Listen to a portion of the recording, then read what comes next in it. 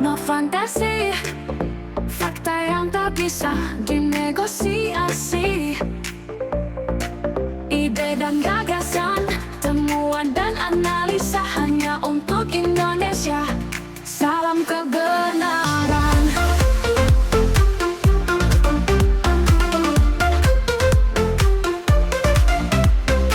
Bismillahirrahmanirrahim. Assalamualaikum warahmatullahi wabarakatuh. Sahabat Dr. Tifa, dimanapun Anda berada, jumpa kembali dengan channel yang mengantar Anda memasuki peradaban baru manusia dan insya Allah membekali Anda dengan keimanan, kecerdasan, dan kebenaran. Amin. Hari ini saya akan mengajak Anda untuk membahas sebuah topik yang pasti akan sangat menarik untuk Anda. Rencana Global Power 2030. Global Power atau saya sebut GP yang Anda mungkin kenal dengan elit global gitu ya. Nah, apa yang akan terjadi di tahun yang mereka tetapkan, tahun 2030? Berikut adalah skenario masa depan yang sudah dirancang oleh GP. Bayangkan di tahun 2030, dunia yang kita kenal hari ini tidak lagi ada. Semua transaksi keuangan telah menjadi digital. Tidak ada lagi uang tunai. Setiap gerak-gerik kita dipantau oleh digital ID dan kebebasan berbicara sudah menjadi masa lalu. Anda hanya bisa bepergian sejauh yang diizinkan oleh sistem. Jika Anda menolak aturan, social credit score atau skor sosial Anda turun, rekening Anda dibekukan, dan Anda bisa terhapus dari sistem. Tidak bisa beli makanan, tidak bisa menyewa rumah, dan dianggap sebagai non-citizen. Ini bukan film fiksi ilmiah, ini adalah rencana nyata yang sedang berjalan di balik Agenda 2030. Sekarang apa yang akan saya sampaikan dalam video ini? Pertama, saya mau bahas apa itu Agenda 2030 dan siapa yang mengendalikan rencana ini. Bagaimana kita bisa melihat tanda-tandanya sejak sekarang? Lalu apa hubungan ini dengan Islam dan akhir zaman? Di video ini, kita akan bedah semuanya, jadi tonton sampai akhir, karena ini bukan sekedar teori konspirasi, ini adalah realitas yang sedang terjadi. Apa itu Agenda 2030? Agenda 2030 adalah kelanjutan dari Agenda 21. Sebuah proyek besar yang dimulai oleh PBB dan didukung oleh organisasi-organisasi global seperti WEF, World Economic Forum, Bank Dunia, World Bank, dan IMF. Di permukaan, Agenda 2030 dipromosikan sebagai solusi untuk menciptakan dunia yang lebih baik dengan 17 tujuan pembangunan berkelanjutan, SDGs, Sustainable Development Goals. Tapi di balik tujuan yang tampak baik, ada kontrol total terhadap seluruh manusia yang ada di dunia. Dalam dokumen resmi PBB, Agenda 2030 disebutkan bahwa semua aspek kehidupan manusia harus dikelola secara berkelanjutan. Artinya apa? Global Power dengan pemerintah masing-masing negara sebagai operatornya akan mengontrol bagaimana kita hidup, bekerja, makan, bepergian, dan semua aspek dalam kehidupan kita. Organisasi yang mendukung agenda ini, Agenda 2030 ini, satu, World Economic Forum, WEF, dipimpin oleh Klaus Schwab, yang mempunyai sebuah jargon yang mereka keluarkan secara transparan pada pertemuan di tahun 2016. You will own nothing and you will be happy. Di masa depan, Anda tidak akan memiliki apa-apa dan Anda akan tetap bahagia. Itu jargon mereka ya. Kemudian IMF dan Bank Dunia, World Bank. Mereka selama ini sudah mendorong utang global agar negara-negara tunduk pada kebijakan ekonomi mereka. Yang ketiga, Bill and Melinda Gates Foundation, di mana foundation ini atau yayasan ini dalam kamuflase filantropis terlibat dalam sistem digital ID dan vaksinasi massal. Faktanya, ya mungkin Anda semua, teman-teman, sahabat Dr. Tifa yang terutama yang masih tinggal di Indonesia, tidak menyadari bahwa banyak dari kebijakan ini sudah mulai diterapkan di berbagai negara sejak sekarang. Bahkan mungkin sudah dari tahun-tahun kemarin. Sekarang kita bedah strategi kontrol global dalam agenda 2030. Ada 5 strategi utama yang digunakan elit global atau global power GP untuk membentuk tatanan dunia baru. 1. Penghapusan kepemilikan pribadi. You will own nothing and you will be happy. Bagaimana ini diterapkan? Jadi semua properti, mobil, barang apapun, utilitas apapun, tidak akan lagi dimiliki individu, melainkan disewakan oleh perusahaan-perusahaan besar. Rumah-rumah akan dibuat dengan konsep 15-minute cities, kota-kota di masa depan, yang dibatasi aksesnya. Faktanya nih, yang sudah terjadi, BlackRock dan Vanguard sudah membeli properti besar-besaran untuk mencegah masyarakat memiliki rumah sendiri. Tujuan akhirnya apa? Masyarakat tidak lagi memiliki tanah, rumah, atau kendaraan pribadi. Semua disewakan dan dikendalikan oleh korporasi global. Sedangkan tentang kota 15-minute cities ya, kota cerdas 15-minute cities, insya Allah akan saya jelaskan pada video yang lainnya. Kemudian yang kedua adalah penghapusan uang tunai dan pengenalan CBDC, Central Bank Digital Currency, CBDC. CBDC ini akan menjadi mata uang digital yang dikendalikan oleh bank sentral. Terus kemudian jika Anda diketahui melanggar aturan-aturan yang ditetapkan oleh mereka, dan itu semua akan terrecord dalam digital ID, maka saldo Anda di CDBC bisa dibekukan dalam hitungan detik.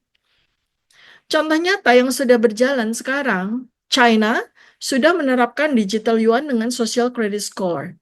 India dan Nigeria sudah mulai transisi ke sistem ini. Lalu apa bahayanya? Bahayanya adalah setiap transaksi Anda bisa dipantau dan dikendalikan. Jika pemerintah tidak menyukai aktivitas Anda, mereka bisa membatasi pengeluaran Anda. Kemudian yang ketiga, krisis pangan terencana dan munculnya makanan non-natural, makanan sintetik, makanan buatan. GP, Global Power, akan melakukan eliminasi pertanian dan peternakan konvensional atau tradisional dengan alasan global climate change, perubahan iklim, global warming, dan sebagainya. Petani-petani tradisional, konvensional, dipaksa menjual tanah mereka atau diberikan kompensasi untuk berhenti bertani. Ini sudah terjadi dengan kredit, dengan pinjol, dan sebagainya. Sehingga saat-saat sekarang ini banyak petani yang sertifikatnya sudah berpindah tangan ke tengkulak, kemudian ke pinjol, dan sebagainya. Lalu peternak tidak boleh lagi beternak dengan alasan hewan ternak itu penghasil gas metana yang mengakibatkan global warming. Itu propagandanya ya. Lalu kemudian apa substitusinya? Substitusinya adalah makanan alternatif yang ditawarkan, yaitu daging sintetis, di mana Bill Gates adalah investor utama, serangga sebagai sumber alternatif protein hewani utama, kan sudah nih kan, sudah disosialisasikan, sudah dipropagandakan. Bahkan di Indonesia sudah ditawarkan sebagai sumber protein untuk makanan bergizi gratis kan, serangga kan. Jadi memang seperti itulah ya, mereka sudah mulai mempropagandakan sejak sekarang. Tujuan akhirnya apa? Masyarakat tidak punya pilihan makanan alami, genetika manusia secara berangsur-angsur diubah menuju kepada transhuman, dan sebagiannya yang tidak bisa beradaptasi akan tereliminasi dengan penyakit yang disebabkan oleh kerusakan atau mutasi genetik. Dan semua sumber pangan ini dikoordinasikan, dikendalikan oleh korporasi-korporasi transnasional di bawah GP, dan pemerintah akan menjadi koordinator atau operator di tingkat regional, di tingkat lokal, di negara-negara. Ya, mereka semua ini akan mengendalikan suplai pangan dunia. Kemudian yang keempat, digital ID dan social credit system. Setiap orang akan memiliki ID digital yang terhubung dengan semua aspek kehidupan, keuangan, kesehatan, pendidikan, aktivitas sosial, pergerakan, lalu lintas manusia, dan semuanya itu akan dipantau melalui digital ID ini. Saat ini, China sudah menerapkan ini. Jika Anda melanggar aturan, skor sosial turun, dan Anda bisa kehilangan hak bepergian, dibatasi hak Anda untuk bepergian, atau dibatasi hak Anda untuk memiliki apapun. Nah, agenda yang sedang berjalan ini ya, saat ini digital ID akan diperkenalkan dengan konsep digital health passport. Jadi yang dipakai itu adalah konsep kesehatannya.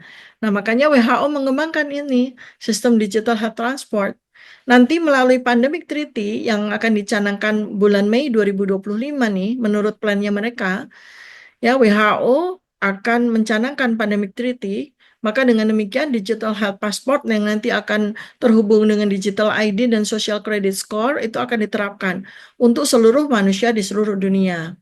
Lalu kalau kemudian seakan-akan ada perlawanan, atau ada resistensi, atau ada reluctant, maka dibuatlah pandemi non-natural ya, pandemik buatan, dengan kandidat virusnya H5N1, virus avian ya, yang sangat mematikan tuh.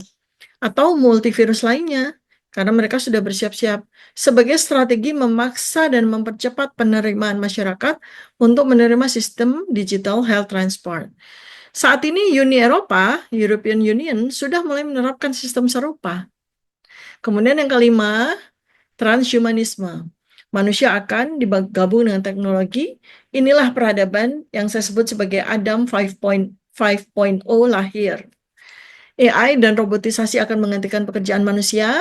Neuralink yang dikoordinasikan atau dikelola oleh Elon Musk akan menghubungkan dan mengubah struktur dan cara kerja otak manusia dengan AI. Sementara itu ada teknologi rekayasa genetika, CRISPR-Cas9, bisa mengubah DNA manusia. Ini digunakan melalui dua metode. Pertama, injeksi material genetik yang menjadi mandatori ketika ada pandemi atau menjadi syarat untuk sekolah, kerja, ibadah agama, dan Anda tahu apa itu.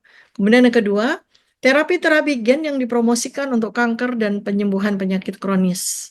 Apa tujuannya? Tujuannya mencapai target yang kelima, menciptakan manusia baru yang tunduk pada sistem global dan sekaligus melakukan seleksi siapa yang bisa hidup seterusnya dalam peradaban baru dan siapa yang harus tereliminasi. Di sini kita mesti memasukkan konsep perspektif Islam ya. Dari semua yang saya paparkan tadi, mungkin Anda sudah bertanya juga, apakah ini sistem Dajjal? Ya. Nah, sekarang kita coba lihat gambaran sistem Dajjal yang disampaikan oleh Rasulullah Shallallahu Alaihi Wasallam dan diabadikan dalam hadis. Dajjal bisa memberikan kemakmuran kepada yang patuh dan akan memberikan kesulitan bagi yang menolak. Sistem social credit score dan CBDC ini sangat mirip dengan konsep ini. Lalu saya ingin mencoba untuk memberikan wawasan kepada Anda. Bagaimana Anda, umat Islam, harus sejak sekarang ini punya strategi untuk bertahan. Ya, kembangkan ekonomi Islam berbasis emas dan barter. Komunitas muslim yang mandiri harus mulai dibangun sejak sekarang, yang mandiri secara pangan dan energi.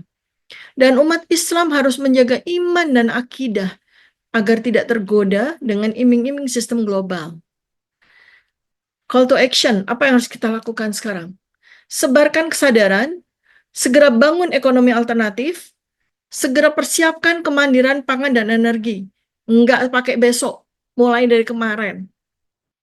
Kita sedang berada di ambang perubahan peradaban terbesar. Pertanyaannya, apakah Anda, kita semua siap menghadapinya, atau justru menjadi budak dalam sistem ini? Silakan kasih komentar Anda, komentar yang terbaik, apa yang akan Anda lakukan ketika sudah mengetahui fakta masa depan ini. Sampaikan pendapat Anda di kolom komentar ya. Jangan lupa like, subscribe, dan share video ini agar banyak orang menjadi cerdas dan tercerahkan. Selalu nantikan video-video saya berikutnya. Wassalamualaikum warahmatullahi wabarakatuh. Salam kebenaran.